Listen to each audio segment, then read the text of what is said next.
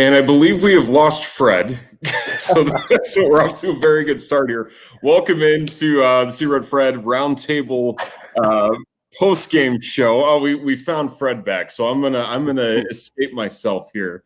I'm sorry about that, guys. I don't know what has happened, but we're doing as well as the polls did tonight. Sorry about that, guys. Hey, welcome to the See Red Fred Postgame Show. I almost decided to just do a half gainer and just end it. Just not even show up for my own postgame show. But Mark, I appreciate you taking the time to jump on and talk about this epic disaster.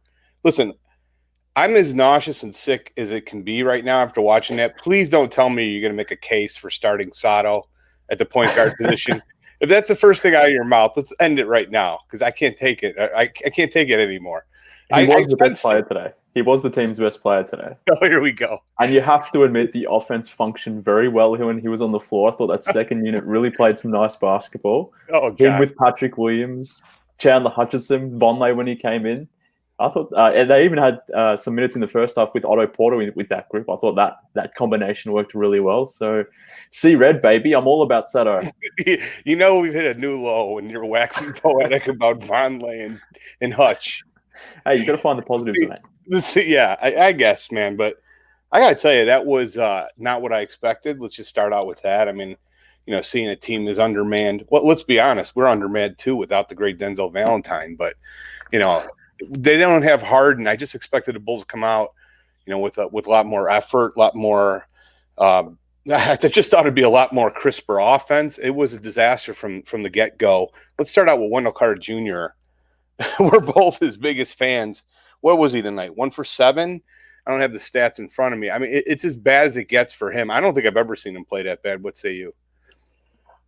Yeah, look, I'm in between two minds because, look, he was definitely not good. I think that's fair to say. I'm a big Wendell fan, as you are. But I can admit when he wasn't good.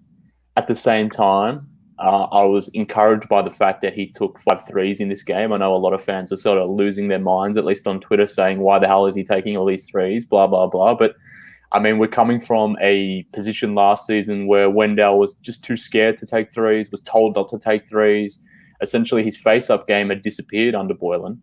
So for him to sort of come back and so quickly under Donovan to come out and actually have the confidence to even take those shots, to me, is a positive. And I don't understand why someone viewing that as a negative. I guess, yes, we obviously want him to make 1 or 2 of those threes, but maybe 2 of those shots maybe shouldn't have gone up. But the fact that they went up, I thought was encouraging.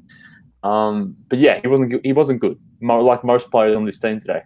I mean, when you lose, when you're down by 30-plus points to a Houston Rockets team who's had just a complete shambles of an off-season, who had 2 players coming off Achilles injuries looking faster and more nimble than these younger starters that the Bulls supposedly have. In that sense, it wasn't very good. But, yeah, I'm not overly surprised, I guess, based on what today. First of all, I love the comments. We're reading the comments as these are coming through. Wendell looked like, and he had a nice emoji.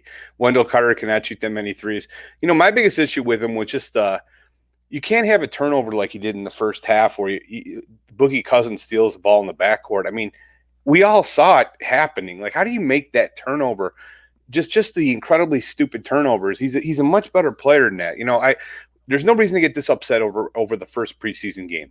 We all and Paul Connor made a good point about David Nwaba bullying him down low. That just kind of stuff it can't happen.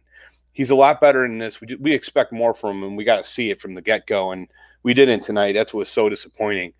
I'm a lot more concerned, though, about, again, Zach and Kobe working together. I think that's my number one point is these 2 guys have to figure out a way to play together and for us to succeed with them as our backcourt. And I'm really starting to get concerned. I didn't see that tonight. Defensively, they were both awful. I mean, our perimeter defense was a disgrace from minute one. It was just there was far too many, breakdown on the perimeter. I'm really, I am concerned because this is something that we saw last year. I thought a whole offseason would potentially fix it. But are you as concerned as I am that backcourt might not be what we're going to expect for the rest of the year, or one of those guys will have to go?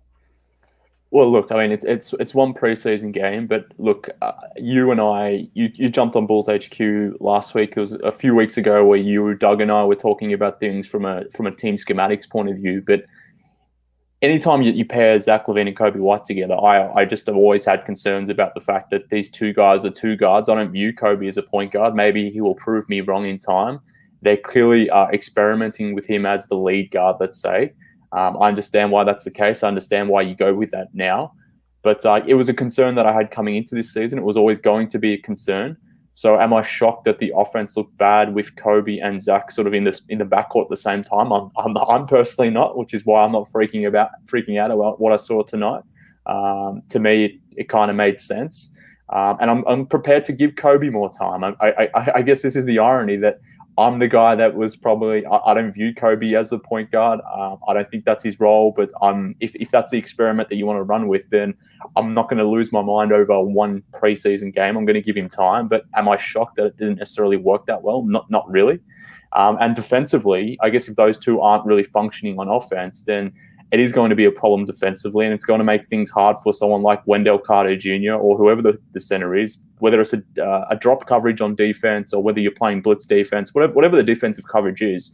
If your backcourt is just allowing guys like John Wall, who's had an Achilles, to just sort of stream into the lane, then that's going to be problematic for the Bulls' interior defense. So for those guys to really function as a unit, they need to get it together offensively because they're probably not going to give you much on defense.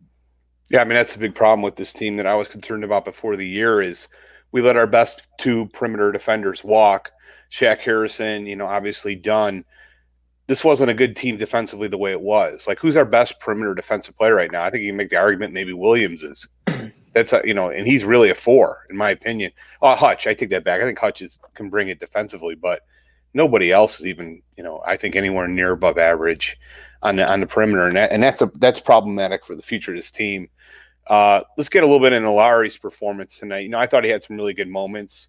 5 or 8 from the field, 3 of 5 from 3, but he still was a minus 27. He had 4 turnovers in 24 minutes. What was your impression of his performance tonight? 13, 5, and 1 assist. He kind of faded in and out in times. Like there was times where he looked quite good.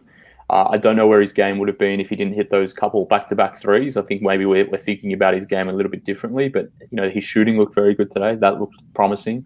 I was a little bit concerned that he couldn't necessarily beat DeMarcus Cousins off the bounce a couple times there, so that was a little bit of a concern. But Lowry was very similar to Zach in the sense that they sort of faded in, faded out, not unexpected. It's a preseason game. They got their points when they needed to, but neither really did too much. They weren't that dynamic on offense, so I don't know what to think about it at this point, but I guess a part of that is a product of the fact that this team is learning a new offense, the fact that they've got a young guard running the offense who himself is learning the offense. So in that way, Lowry is going to be subject to the wider offense and how it functions.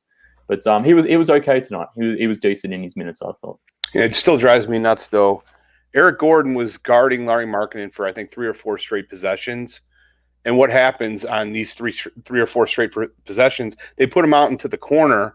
He doesn't even once go into the post. The Bulls have been awful for the last 3 years at recognizing mismatches. There's a blatant mismatch as soon as you cross half court, and he doesn't even see the ball for 3 straight possessions. And ended up in 3 3-point shots from Kobe, from Zach. It's maddening when you see the Rockets go that small that the Bulls settle for 3 3-pointers. It's just stupid, low IQ basketball. And that's got to end. It's got to stop. They got to realize that. And, hopefully Billy will take them in and look at the film and figure this out, because I'm so sick of that. That has got to stop. Let's talk about Otto Porter Jr. tonight. 9 points, 2 rebounds, 1 assist, 3 of 6 from the field, 1 of 3 from 3, minus 18. I mean, obviously, out of all the starters, he had the best plus minus. But, I still feel better when he's out there. I don't know. What do you think about seeing him back out there healthy? Well, yeah, I mean, the fact that he was even out there is a plus, given that we've barely seen Otto Porter in a Bulls uniform, I suppose. So, yeah. And I thought he looked good in his minutes. He clearly showed that he's going to be a weapon for the team from the outside, from his 3-point game. He had a couple nice looks off the bounce from a mid-range point of view. He's clearly still playing himself into shape. like I said from the top, I liked when he went into the second unit, played some minutes with the second unit when they had a lineup out there with Sadaransky, Porter, Hutchinson, Pat Williams. That was an interesting lineup, very big, versatile lineup that can sort of play both ends. I really like that. So, and then the biggest thing that stood out with me is the fact that when you have guys like Porter and Hutchinson actually fit and available, we've gone from watching a team last season that was running 3 guard lineups out of necessity because the team just had no functioning small forwards on the roster, to now seeing a preseason game where we had 3 small forwards or 3 wings, let's say, all on the court at one time. To me, that was a big positive. So, if you can get Otto Porter out there playing healthy, playing like that, I think it just adds a dimension to this Bulls squad that we haven't seen, I want to say, since the whole tank really started or the rebuild started. I mean, we haven't had this many wing options on the court for a number of years. So, to me, again, that was really positive. I like the way he sort of fit into that second unit with Patrick Williams and Hutchinson. So, yeah, maybe I'm just looking for positives here, Frederick, but I really like that second unit. You're doing your best. I appreciate the effort. Yeah, what about Zach LaVine at the final starter? I actually thought Zach actually had some nice moments. He was 4-8 from the field, 2 of 4 from 3. He had a 12-3 at 1, 12 points, 3 assists, 1 rebound. I actually thought it was clear to me that he was trying to maybe dial it back a little bit, probably at the insistence of the coaching staff, and not play so much hero ball. I thought he had some really nice moments. Out of all the starters, I was probably most impressed with Zach. Did you sense it too, that he was trying to maybe dial it in a little bit and letting others facilitate for others, or trying to? Yeah, I didn't get the sense that he was trying to dominate the ball or trying to take over. I didn't get the sense that like there was times last season where you could visibly see him say, "Screw it! Like no one else is doing anything. I'm just going to take the ball and go into hero mode," which I completely understand and justify a lot last season. We didn't see that at all tonight. So yeah, he was playing within himself. He was playing within the offense, trying to, I guess, let others do their thing, and specifically Kobe. That was clearly the mission, I suppose, for tonight for the team. Let Kobe run the offense and Zach sort of play off that and play within himself. And I mean, this is year 7 for Zach, I think, at this point. So I think he understands that, preseason is preseason. He's going to collect his rhythm through preseason and through their season itself. But he just did what he needed to do. He was fine. I've got no issues with Zach LaVine. We know what he is at this point. He's a walking bucket. He showed that. It's probably more the others that I'll have more concerns with. Yeah, there was definitely a little bit too, for me, for my taste, a little bit too cool for school attitude from the team in general. You cannot come out and play like that on Sunday. Like, this needs to be imperative from this point forward. What we saw tonight was an embarrassment, and it was just as bad as anything I saw from Jim Boylan era. I don't know what to say. If this continues, like, let's blow this up by the end of November. I do want to get into the bench. Maybe that's a little strong. I should probably take that. That's against my C-Red brand. I'm still, I gotta say, I couldn't believe what I was watching tonight. It was a disaster. A couple of things. Let's talk about Patrick Williams. I mean, the Rook, 12 points, 3 rebounds. He didn't have any assists, 5 or 9 from the field, 0 for 2 from 3. I think people are going a little bit overboard on his performance. I thought he was, he did some good things out there, and we should be excited about him. But I didn't think it was any, otherworldly performance. What say you? What did you think of him tonight? I actually think he looked fantastic. So I told you, I'm going to see red here, Frederick. I thought he was great. And I say that because this dude is just turned 19 a few months back. So the fact that he's so young, so inexperienced from that point of view, and just came on and looked so comfortable doing things off the bounce. Not like he was sort of dribbling and getting all the way to the paint or anything, but he clearly had enough wiggle in his dribble to pull up and to make some nice jumpers from that point of view. The kid is an absolute unit. He's not going to be bullied around at all, which will help him sort of progress through this season and allow him to stay on the court. But he just looks super composed, and I was really impressed by that. Again, from a kid that we haven't really seen play basketball for the last 9 months, really. So I thought it was all positive for Patrick Williams. I don't know what you're talking about. I thought he was great. Well, I just thought, again, I saw some of the things I saw in the ACC, and people thought I was nuts when I mentioned it. But anybody notice when Eric Gordon blew by him? And, there were a few. It's the same thing I saw. I think he can guard any 4 in the league. I think he's an incredible athlete, and he's going to be fine. But I don't think he's a 3. And I thought he had, Green had another blow by him. And, he can guard. I mean, and everybody pointed out, he stopped Wall one-on-one. Well, Wall kind of tripped on his feet. Wall fell over. Yeah, well, he fell over, right? Exactly. I'm not trying to diss him or trying to put a damper on him. I'm just saying I think that's where his best position will be, is at the 4. So there's nothing that I saw tonight that changed it. It's very similar to everything I saw in the ACC. He's going to be a fine player. I like him a lot, but for the future of this team, we're going to have to make some decisions regarding him and Lauri Markkanen because they're both 4s. That's what they. Would you wanted to have been Okoro rather than Pat Williams tonight? Hey, listen, let's not get into that tonight. Tonight was enough of a downer. Why do you want me to go wax poetic about Isaac Okoro and how he would help their team? Let's forget about it. Let's talk about a couple guys. I've seen enough of Zach Norvell. Getting one of those cars that was at the UC. Adios, buddy. Get off this team. I've had enough with him. Luke Cornett. Both of these guys, get the hell out of here. I don't want to see either of those guys anymore. Like I said, what were the cars there for anyhow? Do you have any idea what the hell was that about? And then let's get into the bench, the other bench players. So you were really impressed with Sato. He had an 11.76 tonight.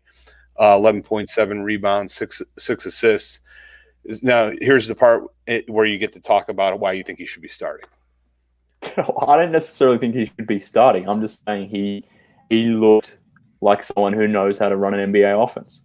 And he did so in the second unit that was featuring a guy that missed most of last season in Chandler Hutchinson and a rookie his first game. So, to me, someone like Satoransky is going to gel really well with Donovan.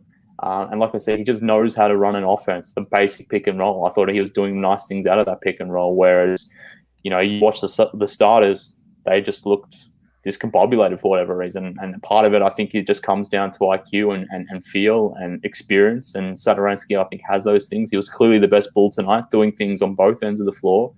I don't know if he needs to start, but I would like to see their minutes get staggered quite a bit more than what we saw in this particular game. Now, obviously, with Donovan making it pretty clear that he wasn't going to play his starters into the second half, I don't think we can really judge much of what the rotations will or won't be. But Satoransky looked really good tonight. If he's going to remain in the second unit, I'm pretty confident about how this second unit is going to function. I had a laugh. I think the most important revelation from tonight's game was the coach's son's hairstyle. And I think Stefano, our good old buddy, had a nice quote on the comment section. The most disappointing part of this game was Arch adopting Joe Cowley's hairstyle. Well, Joe, he calls him Uncle Joe because Cowley lives with Boylan and him together, I'm sure. It's clear, I'm sure. I was really disappointed at the hairstyle. What the hell is going on there, Mark? What do you think? What's his deal with that? Is it because he's rebelling because coach isn't around, dad isn't around to tell him what to do, or what's happening there? Well. Firstly, I was pleased to see him get minutes, and clearly Billy Donovan values the man Ryan Archidiakono. He's out of the rotation. It's clear the first half. Just so everybody didn't see the first half presser. The presser before the game. He basically said he was going to go with 9 guys in the first half, 10 at the most. And that's essentially going to be his rotation. I think the most interesting thing will be to see when Denzel Valentine comes back, if he's in that rotation or if he's not. Billy Donovan couldn't even remember Denzel Valentine the other day. If Valentine ain't playing, he ain't coming back. He's gone. Kind of amazing, isn't it? What the heck is going on here? Did anybody know about he tweaked a hamstring? I wonder if maybe he tweaked it, like before the camp started, nobody informed Billy that he had another guy in the roster. He's probably moving at the same pace with a tweaked hamstring as he would be in full normal mode sort of thing. So I don't think anyone picked up on it. I'm not even going to acknowledge that comment. That was so ridiculous. And yes, and Isaac Okoro would have definitely helped this team. I've seen all those comments. I'm not going to get angry about it. I'm not going to just going to calm down. I like Williams, and Williams did a good job. Anything else? Any other comments that you want to make about tonight's game besides Gafford? That's another guy. He looked really bad. Gafford looked really bad. I don't know what was happening with the centers tonight. He's 2-9. Wendell Carter looked, good at moments, bad at moments. Overall, I wasn't that thrilled with the way Wendell played, but Gafford, there were a lot of people telling me in the offseason that you could trade Wendell Carter and just have Daniel Gafford slide in pretty easily and give you 80% of what Wendell Carter can do. And again, it's one preseason game. I'm not going to go completely off the limb here with Daniel Gafford, but if he tries to do anything with the basketball other than just catch and get those lobs and slam them home, if he tries to do anything on offense where he's putting the ball on the floor, getting offensive rebounds, and trying to make up some post moves here and there, then it's not going to work for Daniel Gafford because he just doesn't have those skills. He needs to know the type of player that he is. He's a rim runner. He's nothing more. He should stick to that. And anytime he's trying to do too much, that's when you give him the quick hook and you put a player in like Noah Vonleh, who I thought was really good. And I'm at the point where Vonleh needs to make the team. He's really, I wouldn't go as far to say he's really good. I was about to say that, but he's a good player. He understands his role. He understands how to play. He plays both ends. Cut Luke Cornett. Keep Felicio around until the trade deadline in the hope that you can maybe use his expiring deal as something in a trade. Waive Cornett. See you later, Luke. You're not Robert Horry in this offense, unfortunately, but keep Vonleh in the event that someone like Gafford is not playing well, which was what we saw tonight. I think Vonleh is the better option at this point. Yeah, I agree. I think Luke, what a disaster that guy was as a signing. I do want to mention Hutch. I thought Hutch had a really nice game. Yeah, he was good. And, he's clearly got the athleticism. He had one incredible play on a blow-by with the coach's son where one helped the defense. He blocked the shot, recovered, and then dunked it on the other end or laid it up on the other end. I can't recall if it was a dunk or a layup, but it was really something special to see. And I think that's a guy who can be a rotation player if he has any modicum of health for us this year. That's been his biggest issue. So hopefully he'll bring something. I thought the bench overall was much better than the starters. I felt a lot better about them overall. But, man, I hope this one hurts because it definitely hurt me, and it was an embarrassment. I called all my friends before the game, all my family, all my relatives, said, settle down, watch this, and enjoy. Let's just say it didn't turn out well for the family. They blocked your number afterwards, I'm assuming. Exactly. Yeah, pretty much. A lot of comments like, was this the game? Are you serious? Is this what you want us to watch? And they went on to something else on AMC. Regardless, hey, it's a preseason game, right? We still believe that there's very great things happening for this team, and I think we all can concur that once Valentine's back, everything will be fine. Let's see. It was a layup, Alan. One thing on Hutchinson that I liked is he got to the line 8 times, and he just does something that virtually no other player on this roster does, and that's move without the ball. His slashing game and his cutting game is really good, and his offense needs a lot of work. His jump shot obviously needs a lot of work. There was times where he turned down open shots to sort of dribble into the defense, which is something that he needs to get out of his game, and maybe will remain in his game so long as he doesn't have a jumper. But the fact that he's willing to move off the ball, run that baseline, and sort of move off the ball like that, it's just something that guys like Levine and Kobe White don't really do. We'll see if that's something that Patrick Williams has, but Otto, Lowry, they're jump shooting players and not really moving off the ball like that. So I do like that versatility that someone like Hutchinson brings from that standpoint. And I just, for his sake and for the team's sake, I just hope he can stay healthy. Jared Schroeder, my buddy, brought up a good point, which I'm kind of shocked to hear you like Noah Vonleh, because this point was brought up by at least 10 or 20 people. Noah Vonleh has the same body as Bobby Portis, and wearing number 5, I thought Bobby Portis was back. And I know your feelings about Bobby Portis. Did that ever come across your mind, the visions of Bobby? Because I felt the same way. Obviously, ended by the three-point line or punching other players. But, besides that, I felt very similar. Or similarities in body type and in general demeanor. Yeah, look, I had a number of people point that out to me too, and it's definitely the number 5 that makes that look like even more, I suppose. But to your point, Vonleh's fists remained close to his chest. He wasn't necessarily launching at his own teammates. He wasn't shooting irrational, dumb jump shots, and his eyes were firmly in his head. So in that sense, he doesn't look like Bobby Portis at all, doesn't play like Bobby Portis, and I never want to talk about Bobby Portis again. Okay, that sounds great. Brother, we've already had 25 minutes, which is about 24 minutes I expected this to go. I can't thank you enough for jumping on from Australia. Everybody who jumped on, thank you. This was a disastrous first game, and for people to jump on and actually comment on this game really warms my heart. We're going to be doing this all year. When Doug's joining us, it's going to be the Big Red Bus postgame show. When he can't make it, where he's got prior obligations, it's going to be C-Red Fred. And then hopefully, Mark, you can join us as much as possible, because I do enjoy your C-Redness all of a sudden. It's great to see you such a promoter of the team and of the organization in general. I never expected to see it. Do you want to talk anything else? Anything else come to your mind about, let's just, I just want to throw out one more hypothetical. Let's say the season starts out like this.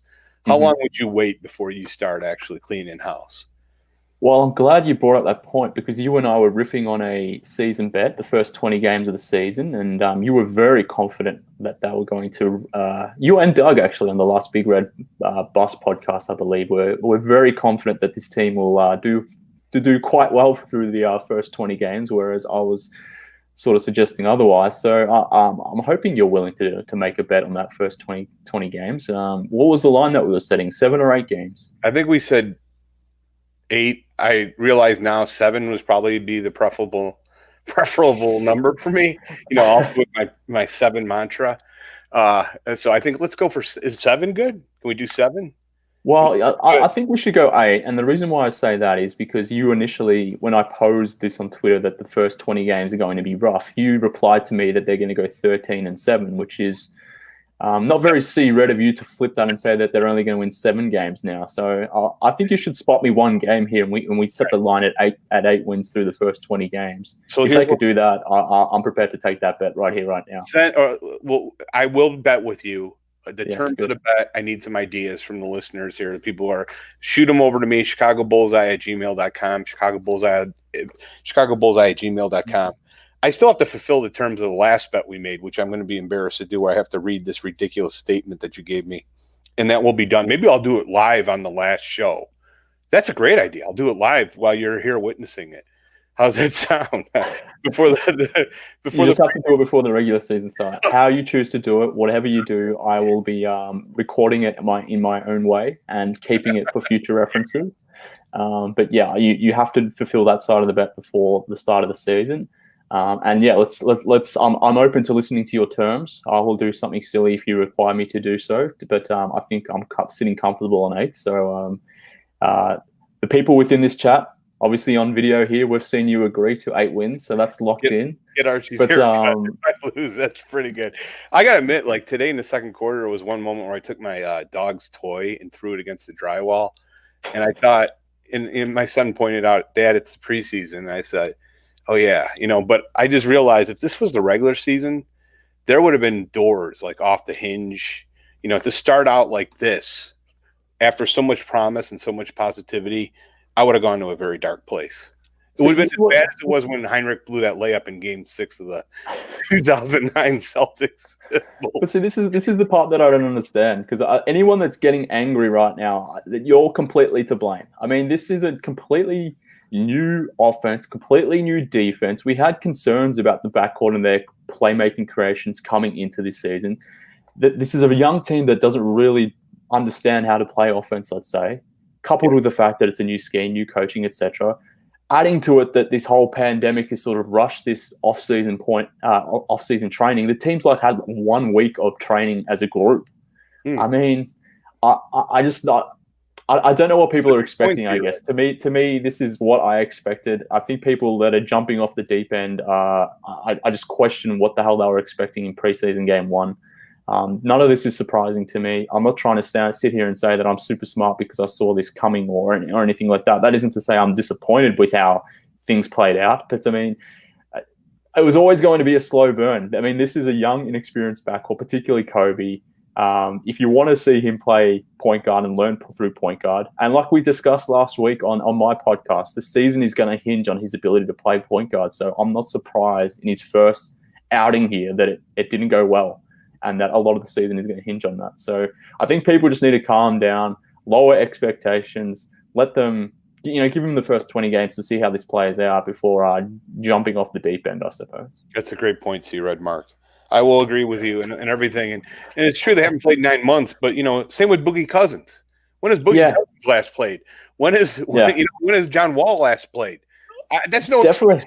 I just want to I understand it should have been better than what we saw tonight. And Robert Hyde brings up a great point. I'm going to watch the Illinois Duke game after this to feel a little bit better because, it's inexcusable what we saw tonight. I understand what you're saying, all good points, but you shouldn't still lose by like we lost. You know, you should. Yeah, look, I agree. I agree. It was bad. It was terrible. It wasn't good. The fact that this was the first game, bad. But at the same time, there were the issues that we saw were not completely far removed from what we should have been expecting, I guess is my point. All very well said. And again, your optimistic nature is really making me bringing me solace. See red, baby. See red. I appreciate it, Mark. Hey, Steven Johnson, our producer, fantastic job. Everybody who joined, Daniel, Alan, Robert, Paul, everybody, Hector, Stefan's the greatest. Hey, we got to get Stefan on this too. And that's another thing too. We're going to have various fans come on. So if you're interested in doing a guest appearance, please email me, chicagobullseye@gmail.com, chicagobullseye@gmail.com. And Robert Hyde, you got to listen to More Than a Feeling. By Boston. Did you see what they did to that song? Mark, please tell me you like More Than a Feeling, right? By Correct Boston. me if I'm wrong, but is Robert's the guy that was saying the other day that Pink Floyd is better than the Beatles, if I'm not mistaken? I hope not. That can't be. And if that is true, I suggest getting Robert on here. I think he's clearly a smart guy. Cannot be true. You don't really believe that, do you? Please don't tell me that's true. Do you actually think Pink Floyd is better than the Beatles? Yes, 100%. What? Like, well, we're going to have to continue this at another time because right now, after that loss and that comment, I'm about ready to take this table and throw it through the window. Pink Floyd is not better than the Beatles. We all know it. With that, I'm going to go listen to my Sgt. Pepper. Mark, it's always good to see you, brother. Looks like a beautiful day out in Australia. Be safe, and we'll talk to you again soon. Steven, great job on the production. We're going to do this again, not after the next game, but I think the following game, hopefully with Doug Tonis. Anybody wants in, please email us, chicagobullseye@gmail.com. Always good talking to you, brother. Great job. You too, buddy. Take care. Take it easy, everybody. Be safe.